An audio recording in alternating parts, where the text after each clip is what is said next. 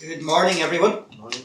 Good morning. It is great to be speaking to you this morning on this very auspicious occasion, and it is wonderful to see the room so full of people. And I think it's a testament to the continuing fascination that we have with the Ulster Plantation, this most critical period in our recent history, and its ongoing legacy to this day.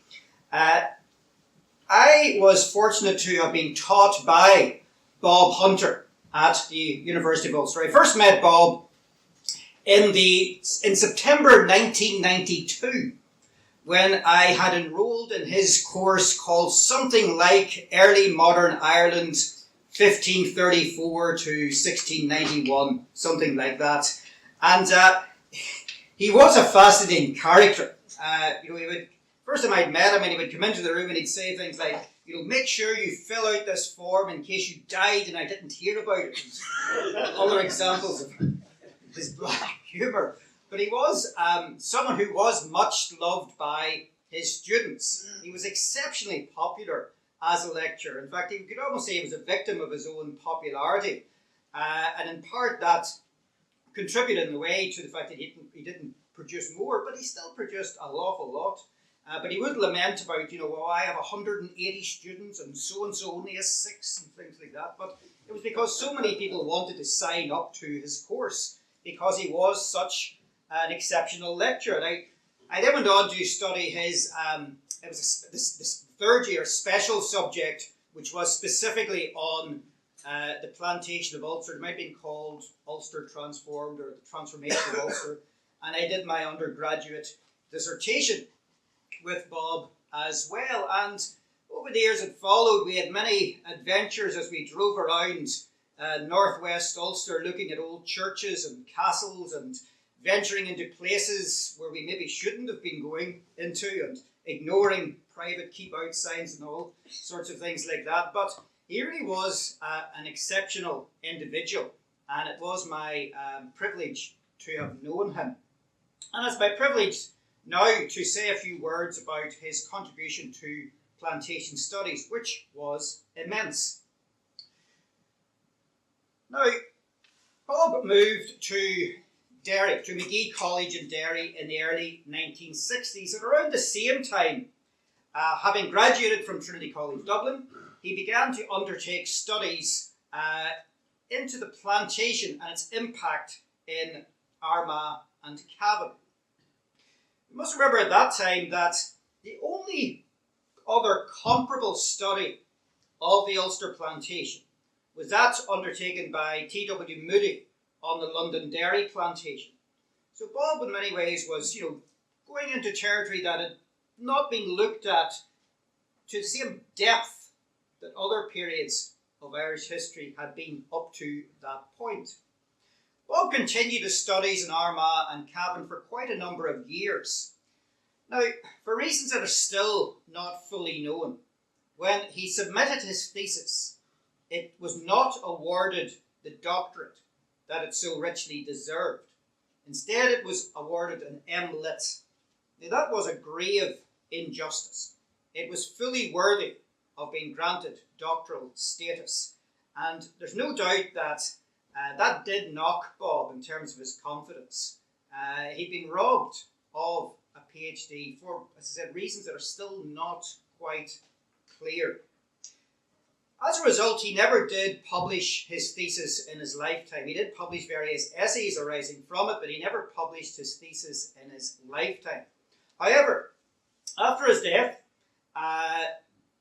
his daughter, Laura, invited the Ulster Historical Foundation to publish a number of his works. And I'll be talking about those in the course of this presentation. One of those was his thesis. It was published in 2012 as the Ulster Plantation in the counties of Armagh and Cavan 1608 to 1641. It was an exceptional piece of work.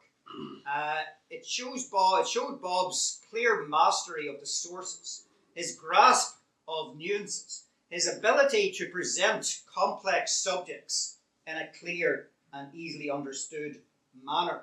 When we did publish his thesis, David Edwards, Dr. David Edwards wrote a foreword, or an introduction really, to the new edition, or rather not the new edition, but the actual published thesis. And David Edwards did remark that when he was a tutor in Trinity in the late 1980s, he needed something that would tell him more about the impact of the plantation. And so he went to the Trinity Library, and there he got out Bob's thesis.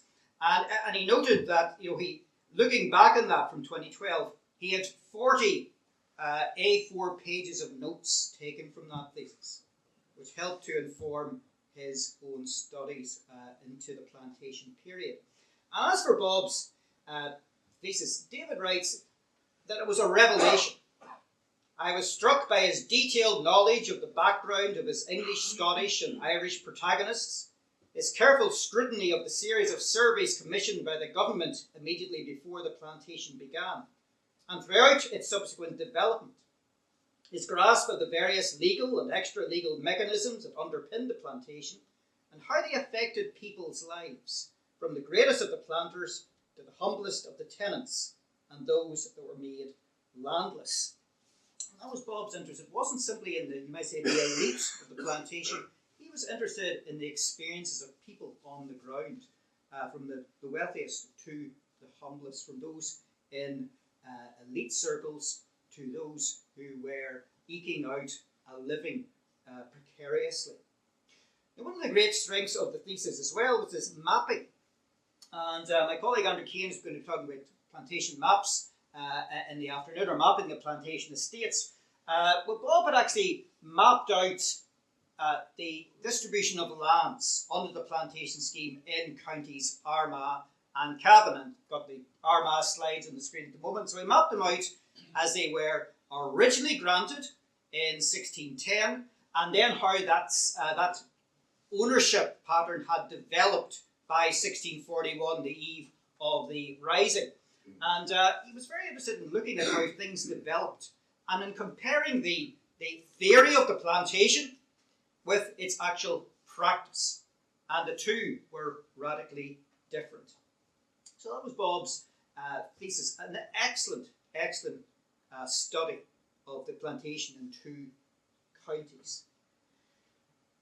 Bob, I've said, never did publish his great work. He'd always intended to publish a major study on the English in plantation Ulster. Michael Percival Maxwell had published a classic study of the Scots in Ulster in the early 17th century. But Bob wanted to publish the equivalent volume on the English, but it never happened. He did, however, contribute essays to various journals. More particularly, he contributed chapters to books, and he was a great supporter of the geography publications series, the History and Society series, which recently, just last September, was completed for all 32 counties in Ireland with the publication of the Antrim volume. Well, Bob had essays in the Donegal volume, the Derry and London Derry volume, the Tyrone, Armagh, and Fermanagh volumes in that series. In fact, he had two essays in the Donegal volume, one on the end of O'Donnell Power in Donegal, and the other on the plantation in Donegal. The volume, the essay in the Tyrone, or the Derry and London Derry volume, was on the Fishmongers' Company estate at Ballykelly. So a detailed study of developments in one individual plantation estate. Now, the Tyrone essay was on the subject that I'm going to pick up this afternoon, on tombstones and style and monumental sculpture in Tyrone in the early 17th century. His Armagh essay was specifically extracted from his thesis about the land grants in Armagh and so on. And in Fermanagh essay was on Sir William Cole, who was a dominant figure in plantation Fermanagh. So Bob was a great supporter of these volumes and contributed no fewer than 6 essays in total to the series. So he also published a collection of his essays, bringing together his studies. Not every single one of them, but the more substantial of those. He had a great interest in towns in the Ulster Plantation. And Brendan is going to be talking about towns this afternoon.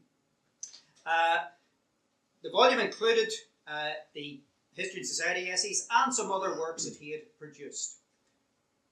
The essay, the volume was called Ulster Transformed, Essays on Plantation and Print Culture in Ireland, 1590 to 1641. Edited by Professor John Morrell, a very distinguished scholar. And John writes in his foreword to the book, this volume brings together a selection of his more significant scholarly works. This collection reflects the centrifugal force of plantation Ulster and two of its aspects, patterns of settlement, in particular rural and agrarian contexts, and the planting of towns.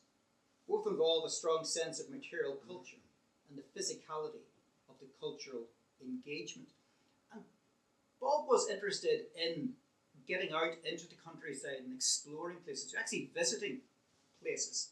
He was supremely in command of the historical sources, documentary sources, and many different archives. But he was also someone who was wanting to get out to view that church ruin, or that old gravestone, or to find where there may have been a bawn at one time, and was there any evidence of that still left. He was keen to get out into the rural environment and find out more. It's interesting that whenever we published the book, we found this photograph. We thought it would be an excellent photograph. I think it was captioned something like Bob Hunter in his natural environment. It's actually from Monaster Boyce. Jonathan Bardens, a very well-known historian, a Dublin man himself, but he spent his career here in the north. And when he reviewed the book, at the very end of his review, he reads, I actually took that photograph. And it was taken on the occasion of the Trinity College History Society outing in 1963. So that was a new bit of information we didn't have before. Now Bob had, as well as his study of the English, he had two other great unpublished projects at the time of his death. One was on the Ulster port books. These are port books that survive for the ports of Londonderry, Coleraine, Carrickfergus, and the Lecale ports in County Down, like Strangford and Ardglass. The originals of these papers, when Bob looked at them, I think they were in the Leeds Record Office, are now in the West Yorkshire archives. You keep me right, Brendan, you did this book, is that right? Yeah, good. The West Yorkshire Archive Service and the Temple Newsom manuscripts. And Bob had prepared a transcription of these records, but it was never published. And so Dr. Brendan Scott actually brought it through to fruition in published form. And these books provide an absolutely fascinating insight into material culture at the time of the Ulster Plantation. So goods coming in to the ports and goods going out. So goods going out tended to be agricultural produce, beef, salmon, hides, and items like that. Goods coming in, an amazing range of items, from exotic foodstuffs from Spain to pots and pans to cloth to basics like salt, gunpowder, paper, and so on and so forth. It's an absolutely fascinating insight into the development of local society, consumer society. So there's just an extract from one of the pages just to show you. Now, those are very basic. Usually, sometimes the list can be very extensive. A very, very long list of items that were being brought in on a single ship. And then a merchant would then sell his wares, and the items would be distributed among local society. So it really is a really excellent and fascinating study. The other unpublished project that Bob had been working on was a complete transcription of the muster roll of about 1630. This records the names of some 13,000 individuals, men who had mustered, and the weapons, if any, that each one of them possessed. So the original VAT is in the British Library, and again, Bob had prepared a transcription of this, but it was never published in his lifetime. And by a remarkable coincidence, just at the time we were thinking of publishing this, John Johnston, who had completed a thesis on Fermanagh, plantation Fermanagh back in the 1970s, contacted us to say he was working in this as well. So it was a very happy occasion to bring John and Bob's work together.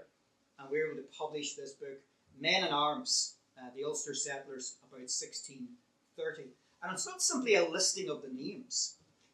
What both Bob and John had done is they'd gone to various sources, such as the 1641 depositions, for instance, or the Ulster Inquisitions. And they had tried to match up names in the muster roll with names in other sources. So some of the pages have extensive footnotes, just giving us a little bit more detail about individuals named in the muster roll. Bob was a superb lecturer. I mean, he really did instill, I felt anyway, that he really instilled in his students an understanding of the subject, of the period, of its complexity. I mean, certainly I'm doing what I do now because of Bob Hunter, there's no doubt about that. But he wasn't just about teaching in a university setting. Bob was very much about going out into the local community and running extramural classes and bringing together people from local communities to study aspects of the plantation and how these affected themselves, or how these affected their own areas. So he ran classes in the likes of Omagh, Strabane, Portstewart, Derry, Buncrana, Clogher and Letterkenny. Now out of that came a book on Strabane Barony. So people had met over a series of months, I suppose, in the now gone Abercorn Arms Hotel in Strabane, where Bob would have presented them with documentary evidence, such as, for example, a page from original documents. This is from the 1622 report of the plantation for Strabane Barony. And out of that came a publication in 1982, and then that was reprinted in 2012, or 2010 actually, as part of the Hunter project. So Bob was very keen to see people, adult learners, get to grips with the plantation scheme. He was someone who was very committed to expanding an understanding of this period. And although he could scarcely have imagined how his work is now being used, no doubt he would have heartily approved of it. Thank you very much.